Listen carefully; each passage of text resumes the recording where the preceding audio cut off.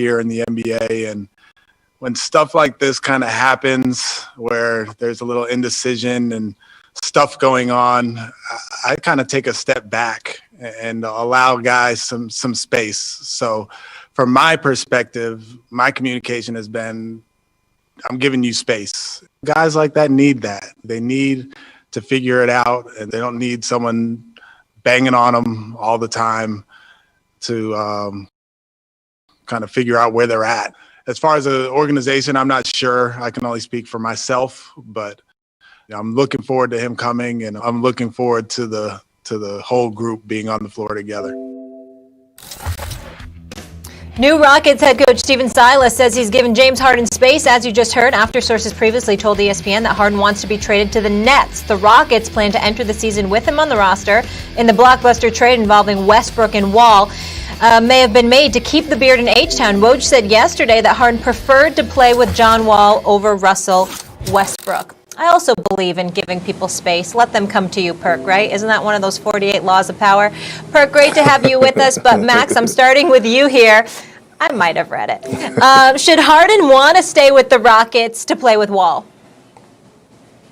No, he's got to get out of there, period, and fast. The bottom line is this. For all the criticism D'Antoni took, and Daryl Morey, really by extension, for running the kind of offense they did, it was only because of that, that as great as James Harden is, he was even able to get as close to a championship as he got. In any other system, given the talent on that team, which was not extraordinary, they never would have been playing a Game 7 at home against the KD, Steph, Clay, Dre Warriors. The same team that steamrolled LeBron and Kyrie and Kevin Love. Steamrolled them.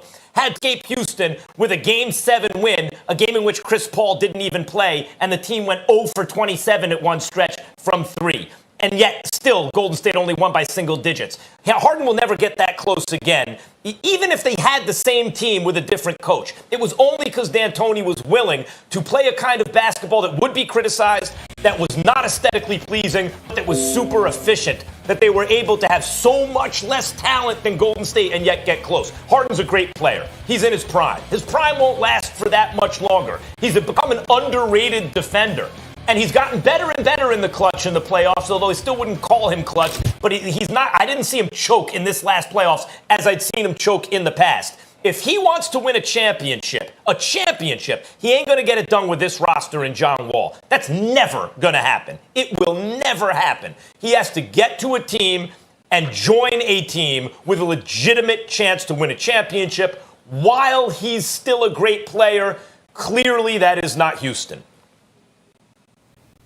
Well, first of all, Max, nothing is guaranteed. So to say that he needs to go to a contender team like the Brooklyn Nets, it's no guarantee that they will win the championship. And here's why I disagree with you on should Harden want to play with Wall. Yes, he should want to play with John Wall because for the simple fact that James Harden has had control over this organization more than any other player in the NBA, including LeBron James, that so many people say that runs the team and is that the hidden GM behind the scenes. James Harden have control. So a lot of these moves that have been made in the past and now, it went through James Harden. It was some of these moves were his call. So with that being said, James Harden, besides Hakeem Olajuwon 2 championships with Clutch City, James Harden imprint on the Rockets organization, on and off the court, sits up there, right up there with Hakeem Olajuwon. And with that being said, he has built this foundation. He made this Houston team, Houston organization relevant again. And when you build something like that and you have the keys to the car, where you have the direct number to call your owner to get things done. Your owner lets you do whatever you want to do. I think you should at least give it a shot. Should he finish the season off? It depends on how it's going. But to start the season, you got to at least give John Wall a chance. And here's another reason why. Stephen A., you probably will agree to this. Matter of fact, I know you will. For the simple fact that we have been lobbying on here for African-American coaches to get a chance to be a head coach in the NBA. And now we have one. and Stephen Silas, a first-time head coach, and now he has the chance, if John Wall comes back healthy, like I've been hearing, he looks great. If John Wall comes back healthy, Stephen Silas have a chance to coach James Harden, a guy that could finish in the MVP conversation every single year, a guy in John Wall who could possibly be an all-star, who's a four-star player when he's at his best, and you have a chance and you give him a fair chance to coach you guys. Like you said, Stephen A., it's not a lot of African Americans that have taken jobs that have had a fair shot to coach players like James Harden and John Wall. And that's why I think James should give John Wall a chance. Well, let me tell you something. You talk about giving a brother a moment, a cause for pause. It would be that last point that you just made about Stephen Silas, because you are absolutely right on the money in terms of my feeling about that. African-American coaches, African-American executives literally having final say and having power to lead. We don't even have one in America that has that power in the National Basketball Association. That's Masai Ujiri in Toronto, Canada, and he's African. He ain't even African-American. And, you know, you got this. Don't even get me started with all of that. So, KP, you are right on the money in terms of your point about that, but I still respectfully disagree with your overall point about James Harden needing to stay. And here's why. When you talk about James Harden, you know, having more control than even LeBron James per se or whatever, there's a legitimate argument to that. He didn't want Dwight Howard. Dwight Howard's gone. Didn't want CP3. CP3 is gone. And obviously him and Russell Westbrook is more, even though they're brothers and they're tight, they didn't want to play together. And so that is on James Harden. It's not on James Harden that Daryl Morey walked out the door. That would be Tillman Fertitta. Obviously, when you look at Daryl Morey, and I'm not saying that Tillman Fertitta did anything or Daryl Morey did anything, but clearly Daryl Morey wanted to move on, and it was Tillman Fertitta's job, if he so wanted to coax Daryl Morey into staying. Now, somebody would easily say this.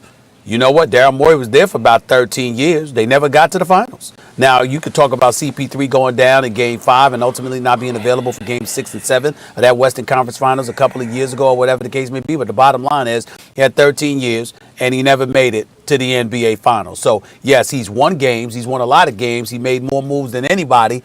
But there's no championship, not even a conference championship, to show for it. So we got to respect Daryl Morey, but at the same time point out that fact. And if I'm James Harden, here's my attitude. I'm 32 years old, going on 33. I'm the leading scorer in the league. I just finished averaging 34. I've averaged over 30 the last 3 seasons. I've been as prolific as you can get on the offensive side of the ball. I've improved defensively. I've given max effort. I haven't been injured. I didn't engage in load management.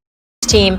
Max, how badly do the 76ers need Simmons to get his jump shot in order? They'd need it badly, because if Simmons could shoot, I'd like Philadelphia to get out of the Eastern Conference, but he can't, and he doesn't. And guys, it's not even just shooting the three-point shot. I think a lot of people nowadays, they hear analytics and they think, well, that means free throws and three-point shots, right? And nothing else, no mid-range. It's just like in baseball when they heard sabermetrics years ago, Billy Beane, Moneyball, and they thought it means on-base percentage. It's not what it means. It means looking at playing efficiently. So how do you do that? Well, it depends what the rules are, how the game is being called, what kind of shots are contested, and by how much, right? They're giving Simmons a 15-footer in. If they're just going to give that to you, take it. Forget about a three-point shot for a second. If Simmons just shot a mid-range, he'd be impossible. But he doesn't. Everything comes in the paint. And nevertheless, he's a great player, a legitimately great player. I thought he was the best defender in the league last year when he was healthy, up to the point he got hurt. I thought he was the defensive player of the year. He's 6'10", guys, and he's a great defender, an energetic defender. And on offense, he's created more open looks from three than anyone since he entered the league. That's actually a fact. And he can do everything except shoot. If he adds a shot to his game, how do you stop Philadelphia? Let me tell you something, man. I'm a huge fan of Ben Simmons. I think he's a jump shot away from being LeBron James Part 2. This brother 6'10", got a nasty handle, great basketball IQ, tremendous passing skills, an elite defender. He is something special. But that doesn't mean that he's immune to being ignorant from time to time. And to sit up there and to say with a straight face, it's not about shooting, it's about winning. Well, damn it, how do you win? You need to be able to shoot the ball. Now, Kendrick Perkins, you'll appreciate the point that I think you'll appreciate the point that I'm about to bring up. And please put me on that screen because I want to look at Kendrick Perkins when I'm saying this to him. Somebody like you, Kendrick Perkins,